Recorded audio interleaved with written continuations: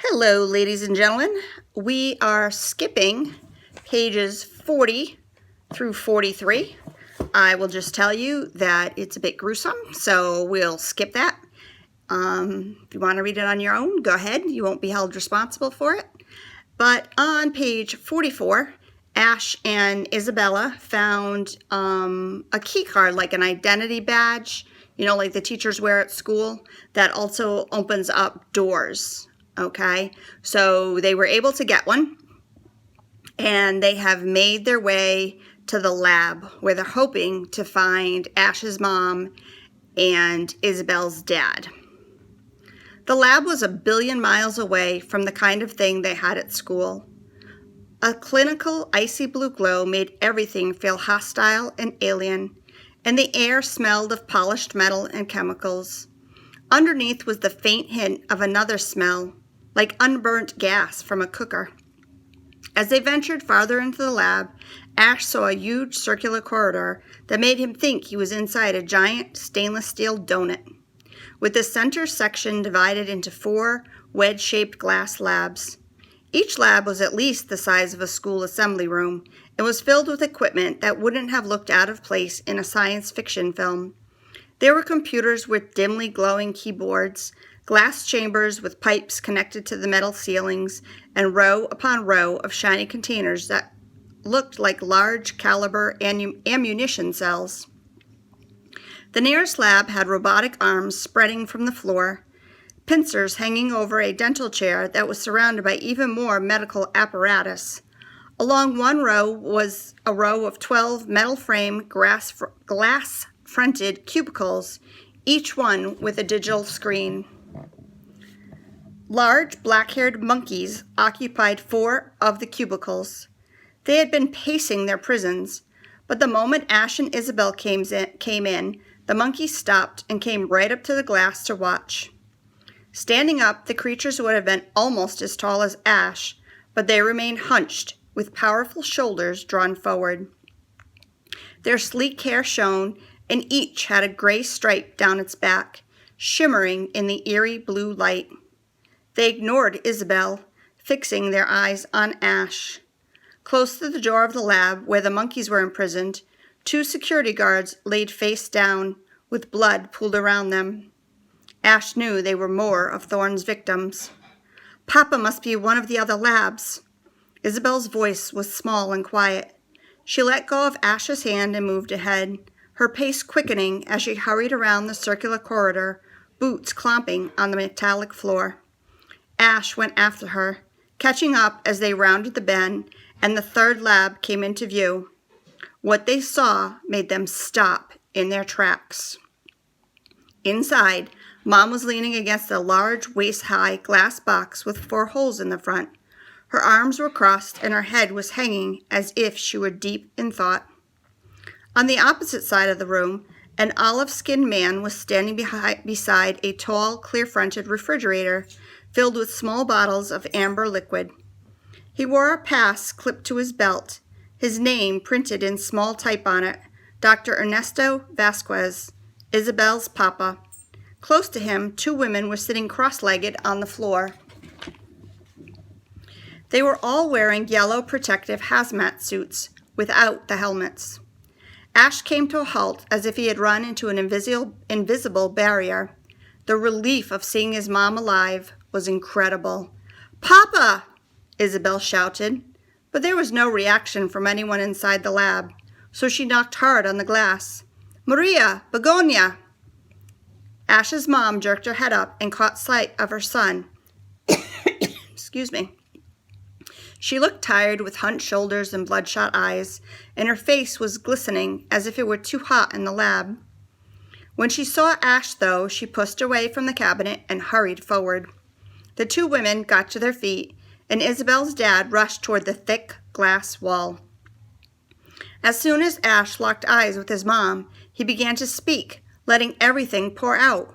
"What's happening? There was shooting, and there's dead people, and we came through the corridor in the dark, and something weird is happening to me. I can hear and smell things."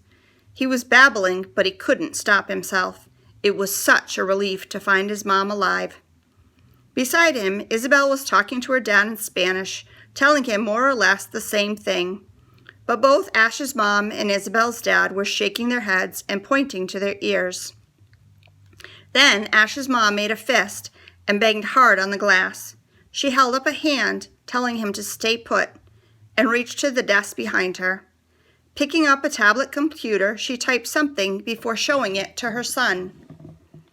Soundproof, room sealed. Ash grabbed Isabel's shoulder to stop her from talking. It's soundproof, he told her. They can't hear us. Isabel stopped and glared at him, like she was going to hit him, like it was his fault or something. So Ash pointed at his mom. Look.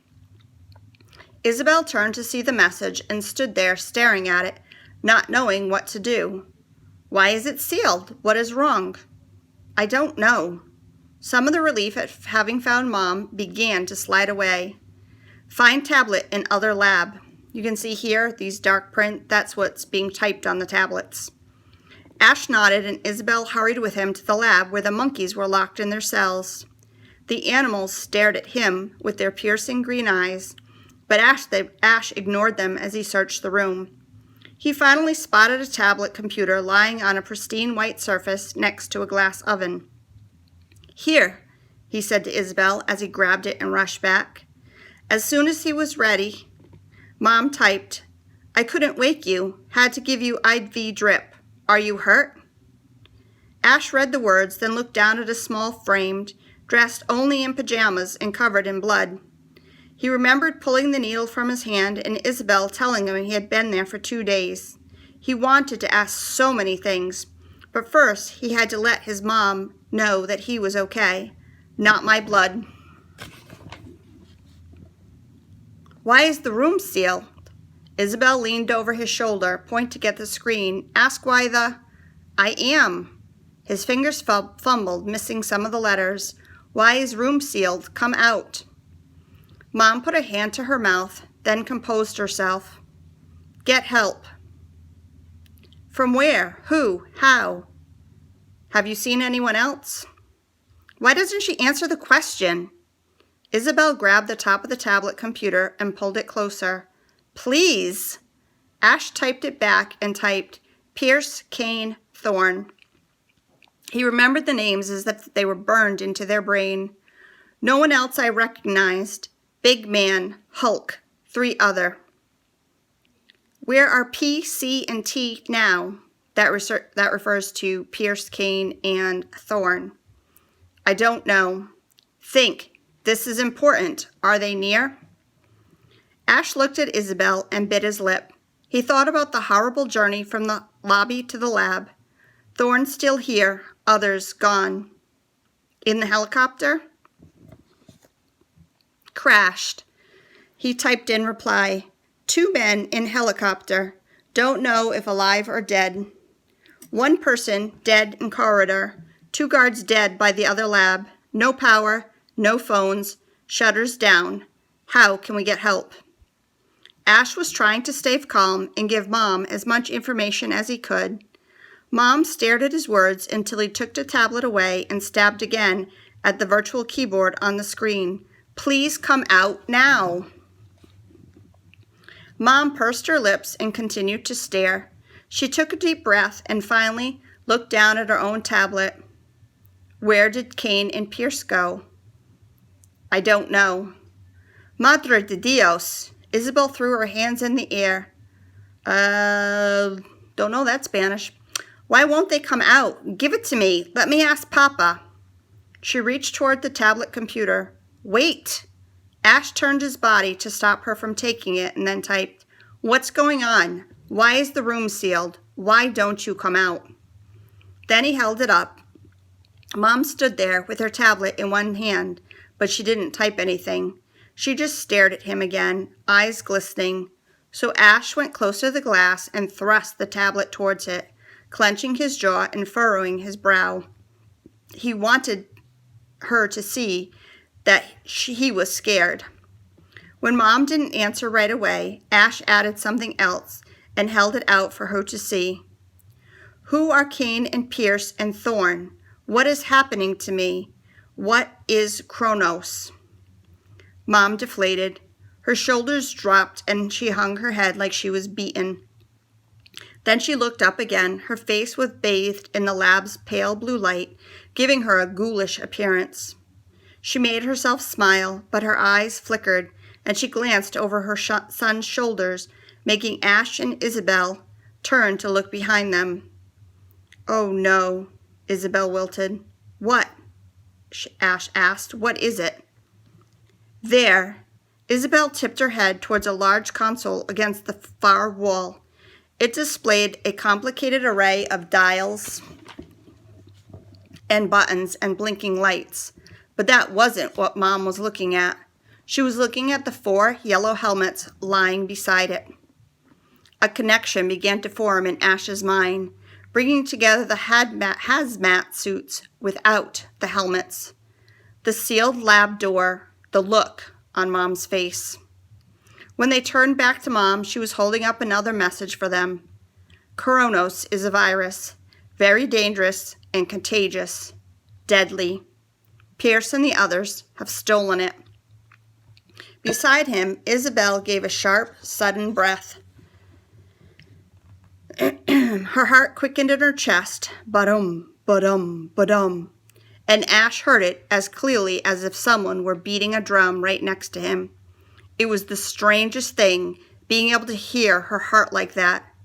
It increased his confusion, and he could only stare at Mom as Mom typed a new message. "Don't know why they want it, but if it is released, millions will die. We tried to stop him." Millions will die. Ash read the words over and over. With trembling fingers, he typed again. "Is it in there with you?" Mom looked away, tears coming to her eyes. She moved the tablet as if she was going to type something, but stopped, fingers hovering over the screen. She bowed her head and her shoulders hitched, so Isabel's dad gently took the tablet from her.